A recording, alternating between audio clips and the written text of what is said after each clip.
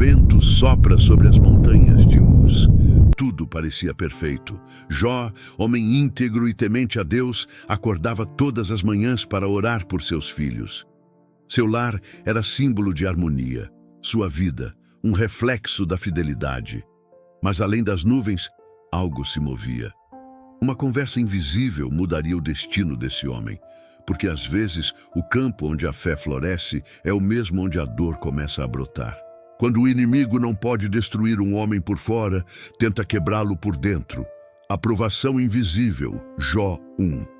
O sol se levanta sobre as terras férteis de Uz. Campos dourados se estendem até o horizonte, onde o vento sopra suave entre as árvores.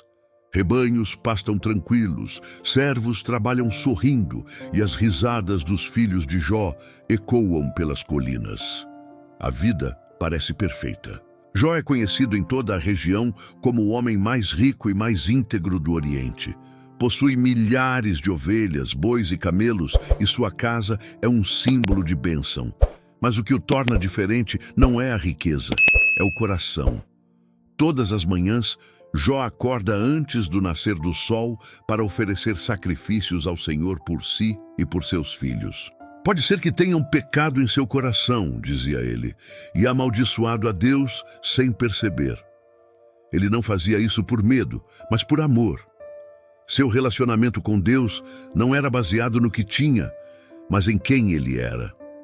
Havia um homem na terra de Uz, cujo nome era Jó, e este era íntegro, reto, temente a Deus e que se desviava do mal.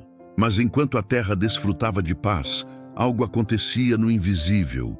O cenário muda, as nuvens se abrem e revelam um trono majestoso, envolto em luz.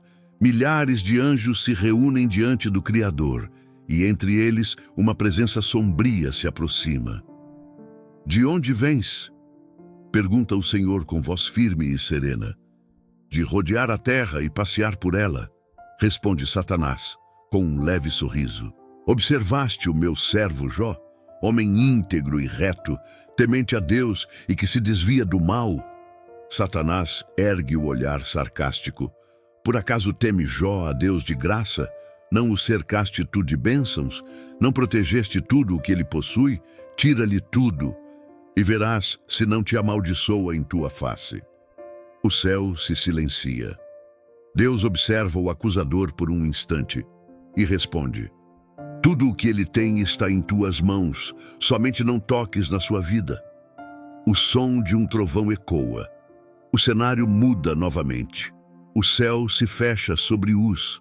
A paz dá lugar à prova. O dia começa como outro qualquer. Jó está sentado à porta de sua casa, conversando com os servos. Os filhos estão em um banquete, celebrando juntos. Mas, de repente, surge um homem correndo, ofegante e coberto de poeira. Senhor, os bois lavravam e as jumentas pastavam perto, quando os sabeus atacaram e levaram tudo. Mataram os servos a fio de espada. Só eu escapei para te contar. Jó se levanta chocado, mas mal tem tempo de reagir.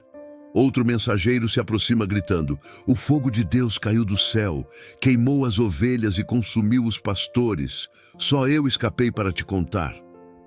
O coração de Jó aperta. Ele encara o chão por um instante, tentando entender. Mas antes que consiga pensar, chega o terceiro mensageiro. Os caldeus formaram 3 bandos, atacaram os camelos e levaram tudo. Mataram os servos. Só eu escapei para te contar. O olhar de Jó se perde. As bênçãos de uma vida inteira desabam em minutos. Mas o golpe final ainda estava por vir. Um quarto homem se aproxima, trêmulo, com o rosto pálido. Senhor, sua voz falha, seus filhos estavam juntos, comendo e bebendo vinho na casa do irmão mais velho, e um vento forte veio do deserto. A casa caiu sobre eles, e todos morreram. O mundo parece parar. O som some. O vento, o fogo, os gritos, tudo se cala. A câmera se foca no rosto de Jó. Os olhos dele se enchem de lágrimas. Ele cai de joelhos na poeira. Tudo o que ele tinha se foi. Em um único dia, o homem mais abençoado se tornou o mais quebrado. Jó rasga o manto. raspa a cabeça em sinal de luto e se curva até o chão. Por um momento, o silêncio é absoluto. Depois, ele abre a boca, e o que sai não é revolta, é adoração. Nu saí do ventre de minha mãe, e nu voltarei para lá. O Senhor o deu, o Senhor o tomou. Bendito seja o nome do Senhor. O vento sopra sobre as ruínas. O inferno esperava ouvir blasfêmias. O céu ouviu adoração. Os anjos observam, em silêncio. Satanás cerra os dentes na escuridão.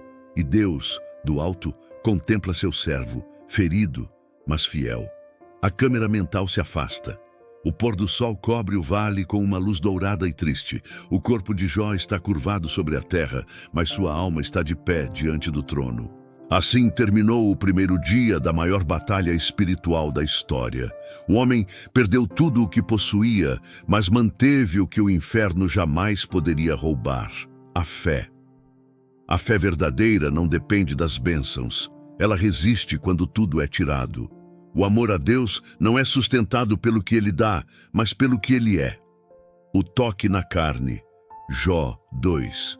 O sol nasce novamente sobre Uz, mas algo mudou. O vento está mais pesado, o ar mais denso. Os campos que antes floresciam agora parecem cobertos por uma sombra invisível. A tragédia havia destruído a casa de Jó, mas o céu ainda não havia encerrado o teste. Quando o inimigo não consegue destruir a fé do homem, ele tenta ferir o corpo. O cenário muda. Mais uma vez, o trono celestial se revela. Seres celestiais se apresentam diante de Deus, e entre eles, novamente, a presença sombria de Satanás. A atmosfera é tensa. De onde vens? Pergunta o Senhor, com autoridade. De rodear a terra e passear por ela, responde o acusador com ironia. Observaste o meu servo Jó? Continua Deus. Ainda conserva a sua integridade, embora me incitasses contra ele para o consumir sem causa. Satanás sorri de canto, pele por pele. Tudo o que o homem tem, dará pela sua vida. Mas toca agora na carne dele, nos ossos, e verás se não te amaldiçoa em tua face. O céu silencia. Deus o encara e responde: Eis que ele está em tuas mãos. Somente poupa-lhe a vida. Um trovão ecoa e a luz se apaga. O acusador desce sobre a terra. Jó está sentado na entrada de sua tenda, o corpo abatido, mas o olhar ainda firme. De repente sente um calafrio. Uma dor percorre seus ossos e ele se curva, respirando com dificuldade. Feridas começam a surgir em sua pele. Primeiro pequenas, depois maiores. Feridas inflamadas, purulentas, cobrem-lhe da cabeça aos pés. O cheiro é forte, a dor é intensa. Ele tenta dormir, mas o corpo queima. Tenta descansar, mas o sono foge. O homem justo, que um dia foi o mais respeitado, agora é irreconhecível. E Satanás feriu Jó com chagas malignas, desde a planta dos pés até o alto da cabeça. Jó sai de casa. Não quer que ninguém o veja. Vai até um monte de cinzas, onde o lixo é queimado. Senta-se no chão, pega um caco de cerâmica e começa a raspar as feridas com cuidado. O sangue escorre, misturando-se à poeira. O vento sopra, levantando cinzas ao redor, como se o mundo inteiro se transformasse em um espelho de sua dor. O tempo passa. O corpo de Jó está em carne viva. Os dias se arrastam. E então, o golpe mais cruel não vem do inimigo, mas da própria boca de quem ele amava. Sua esposa se aproxima. O rosto dela está cansado, os olhos cheios de lágrimas e raiva contida. Ela o observa, imóvel e sofredor, e diz com voz trêmula: Ainda conservas tua integridade? Amaldiçoa a Deus e morre. As palavras cortam o ar como uma lâmina. Por um momento, o silêncio é absoluto. Jó levanta os olhos, cobertos de lágrimas e pó.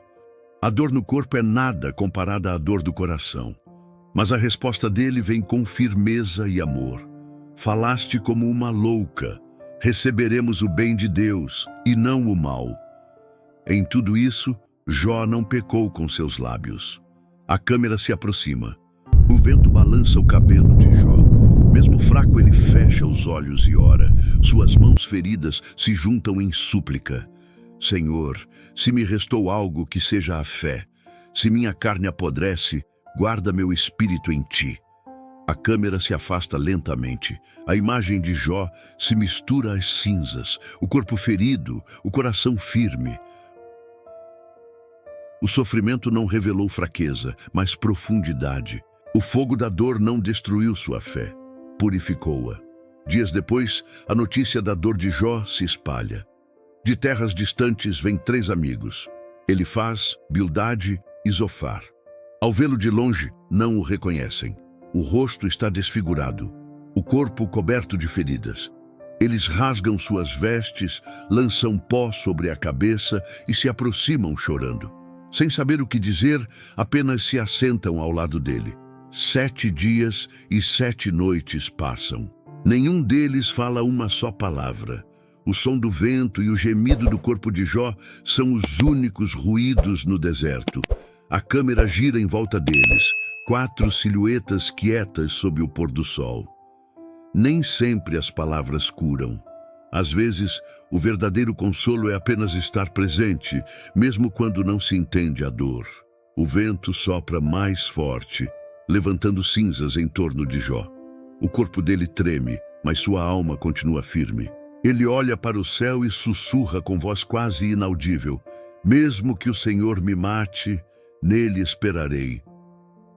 A câmera se afasta, mostrando o homem solitário nas cinzas, pequeno diante da imensidão do deserto. A fé de Jó não era mais confortável, nem triunfante. Era fé nua, despida de respostas, sustentada apenas por uma certeza: Deus continua sendo Deus, mesmo quando tudo o mais desaba. O clamor de um homem ferido. Jó 3. O silêncio paira sobre o deserto. O vento sopra, espalhando as cinzas ao redor do homem curvado no chão. Jó está imóvel há dias. A dor tomou conta do corpo e o peso da perda esmagou o coração. Os amigos continuam ao seu redor, calados, incapazes de consolar. As lágrimas já secaram, mas o sofrimento não diminui.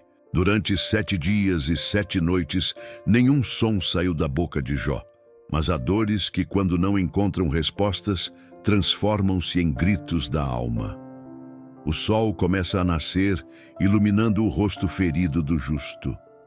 Ele ergue a cabeça lentamente, como quem reúne as últimas forças que restam. O silêncio se rompe. Jó abre a boca, e o que sai não é oração, é um grito.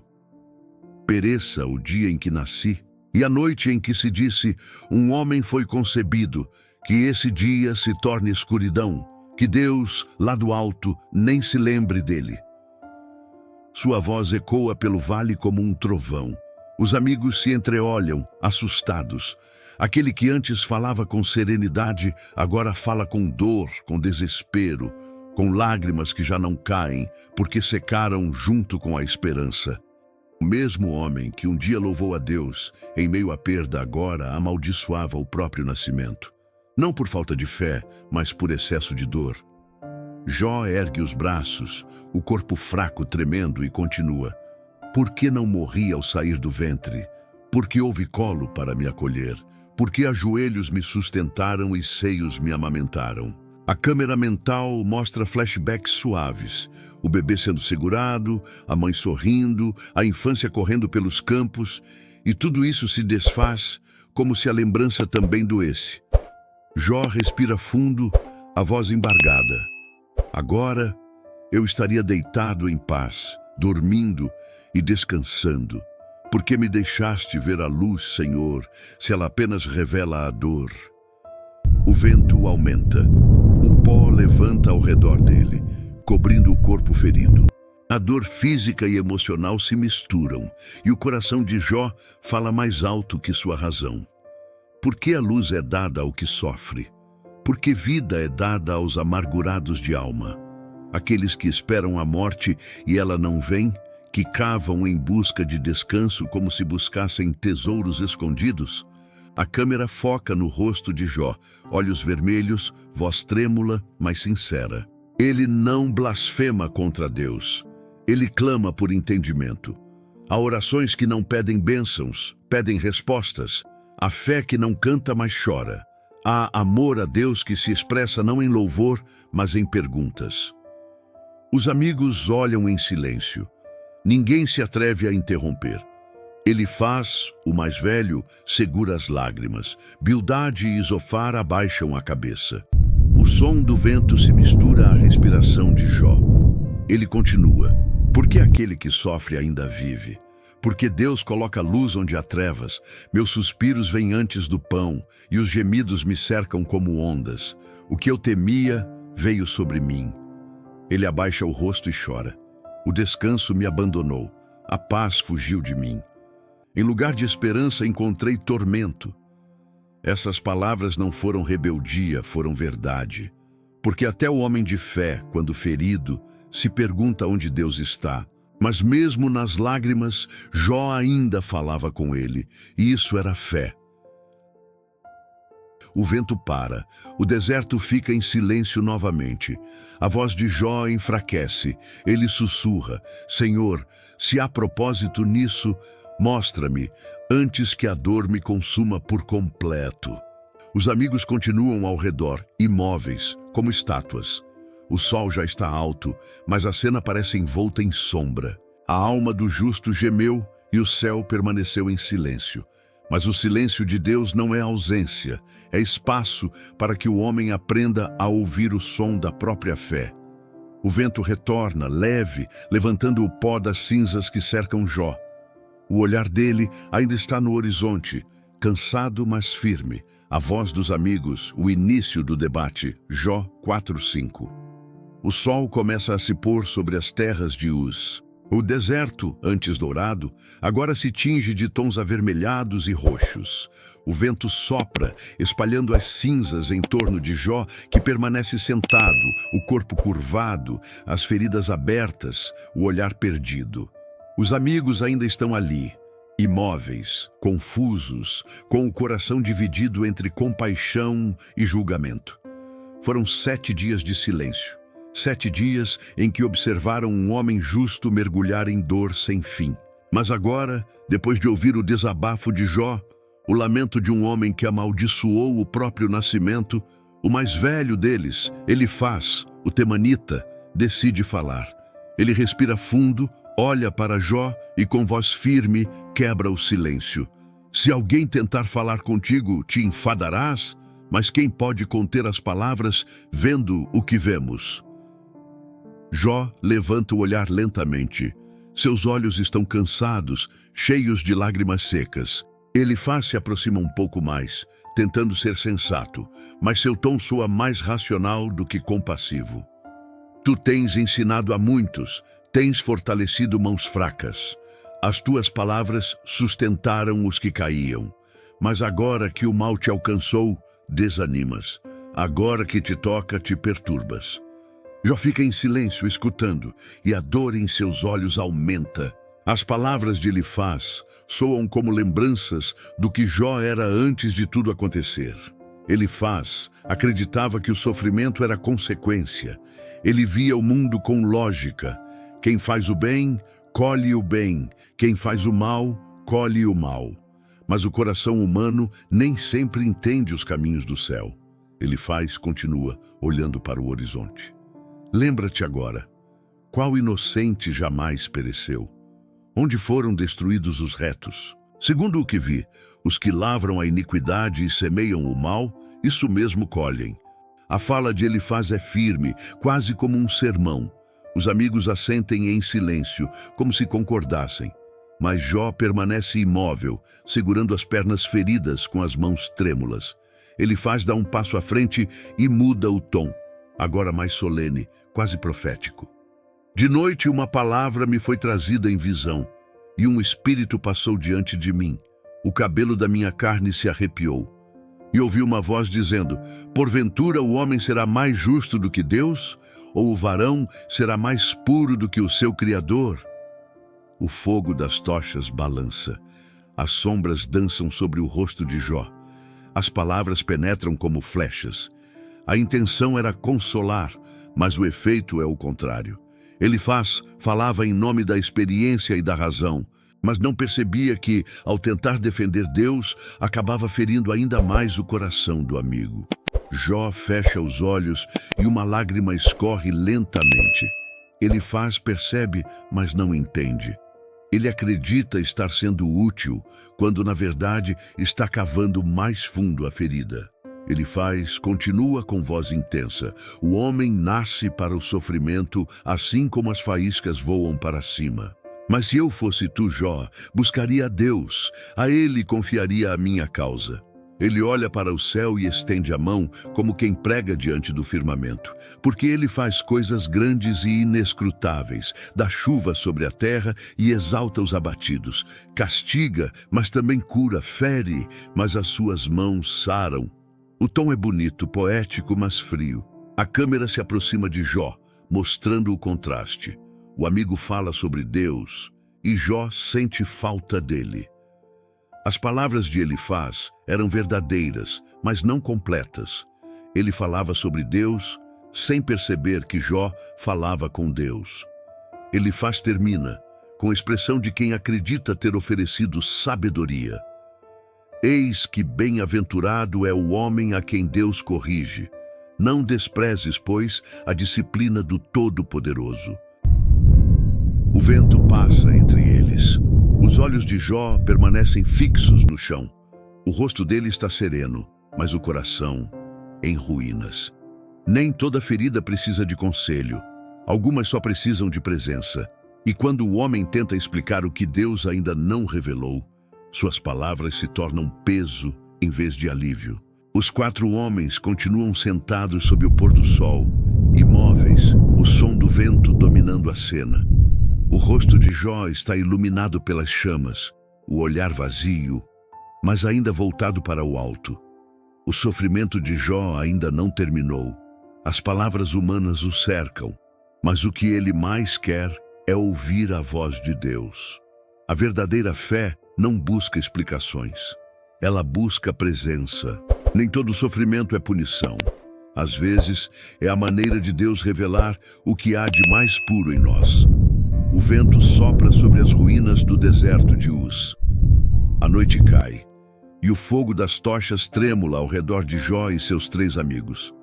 O silêncio volta a dominar o cenário depois das palavras duras de Elifaz. As cinzas se movem lentamente ao redor do homem ferido, e o som do vento parece carregar o peso da confusão humana. Nem toda ferida é visível. Algumas moram na alma, onde nem o toque nem o remédio alcançam. Jó está sentado sobre o pó, o corpo curvado, as mãos trêmulas. As feridas físicas latejam, mas agora é a dor da alma que mais o consome. Os conselhos que deveriam consolar tornaram-se pedras sobre seus ombros. Ele olha para o fogo fixamente e murmura para si mesmo. Eles falam de Deus, mas não o veem como eu via. Falam de justiça, mas não conhecem o silêncio em que ele me deixou. O homem ferido não busca teoria, busca consolo. E Jó, que antes ensinava outros a confiar, agora precisa aprender o que é confiar quando Deus se cala. Os amigos de Jó trocam olhares discretos. Bildade mexe o manto. Zofar suspira, mas ninguém se atreve a responder. O ar é pesado, como se o próprio céu estivesse preso entre a dúvida e a fé. A câmera mostra o rosto de Jó, as feridas, o suor, o pó. Seus olhos vermelhos ainda brilham com uma fé cansada, mas viva. Senhor, ele sussurra, eu não entendo. Mas se ainda és comigo, dá-me força para esperar. As palavras se misturam ao som do vento que sopra entre as pedras, levando o eco da oração para o horizonte. Jó ainda não sabia, mas o céu estava em silêncio porque estava preparando a resposta. A dor dele não era castigo, era cenário de uma revelação. A câmera se afasta, mostrando o deserto escuro, o fogo das tochas e 4 silhuetas pequenas sob o imenso firmamento estrelado. Os amigos tentaram defender Deus, Mas Deus não precisava de advogados, ele precisava de um homem que o amasse sem entender. E esse homem era Jó. O vento aumenta, soprando as cinzas. As chamas dançam. Jó levanta o olhar para o céu estrelado e fala baixinho: ainda que ele me mate, nele esperarei. Silêncio. As palavras pairam no ar, como uma declaração que atravessa o tempo. A fé de Jó não era triunfante, era sobrevivente, e às vezes é isso o que Deus mais deseja, uma fé que mesmo em ruínas ainda o reconhece como Deus. O foco se fecha no rosto de Jó, o fogo reflete em seus olhos. Ele inspira fundo, respira o ar do deserto e fecha os olhos em silêncio. Mas o silêncio de Deus nunca é o fim da história. Quando o homem clama do pó, o céu começa a se mover. E em breve, o próprio Jó levantará a voz para responder, não com revolta, mas com verdade. O som do vento é substituído por uma melodia suave de harpa. A câmera se afasta lentamente, mostrando o céu estrelado. Uma estrela brilha mais forte que as outras, iluminando as cinzas onde Jó está ajoelhado. O deserto não é o fim, é o lugar onde a fé aprende a andar sem vista.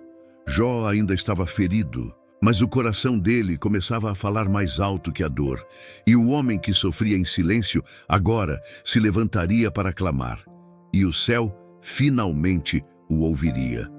Próximo episódio, o clamor de Jó, quando a fé enfrenta o silêncio de Deus. Jó 6:9. A voz distante de Jó ecoa suavemente: fala comigo, Senhor, mesmo que seja em meio à dor.